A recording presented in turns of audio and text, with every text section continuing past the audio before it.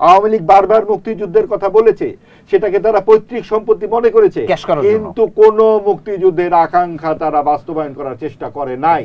তারা সব সময় বিরুদ্ধ মতকে গলা চাপা দিয়ে রাখার চেষ্টা করেছে, তারা যে গুম করেছে, তারা সাম্প্রদায়িক শক্তিকে উস্কানি দিয়েছে, তারা কওমি জননী হয়েছে, এবং তারা মনে করেছে আমার হাতে যদি সাম্প্রদায়িক শক্তি থাকে তাহলে আমার ভোটের মাঠে দাঁড়াতে হবে না, আমি রাতের বেলা ভোট করতে পারবো, একা একা ভোট করতে পারবো।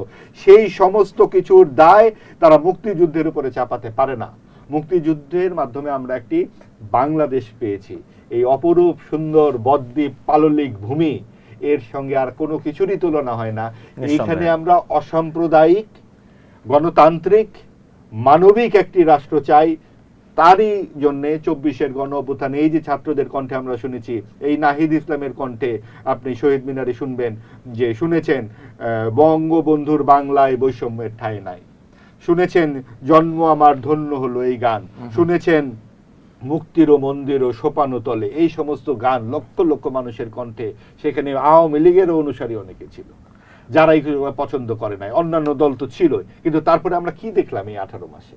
কাজেই আমাদের গণতন্ত্র, মানবিকতা, আপনি যেই কথাগুলো বললেন, এই জবাবদিহিতা, মানবিক রাষ্ট্র, এর যদি আমরা বিকাশ চাই তাহলে আসলে রাজনৈতিক দৃষ্টিভঙ্গি আমাদের এখানে উদার হতে হবে।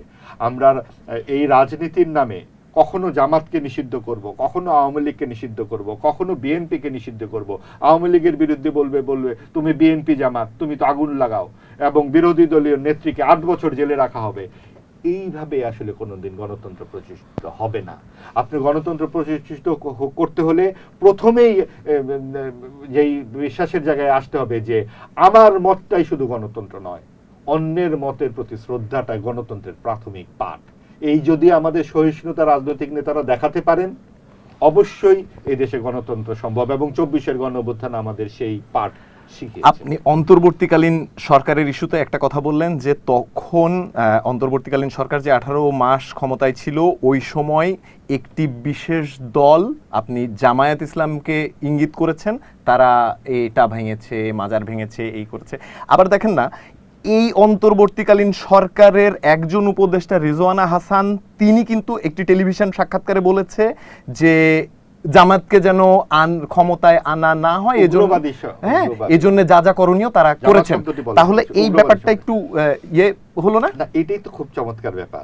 আমি না ক্লিয়ার না, আমার একটু বুঝা বলেন না। ক্লিয়ার হবেন।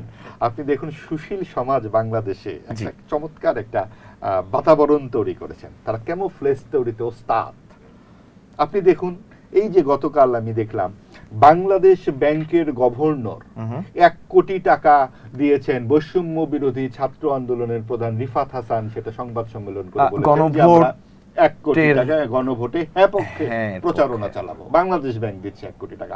2.5 কোটি টাকা দিয়েছে ব্যাংকার্স ওনার্স অ্যাসোসিয়েশন সুজন সম্পাদক বদিউল আলম মজুমদার সাহেবকে। তাহলে এই যে কোটি কোটি টাকা হ্যাঁ ভোটের পক্ষে নেওয়া হলো প্রচারণা, কেন এবং এরা কারা?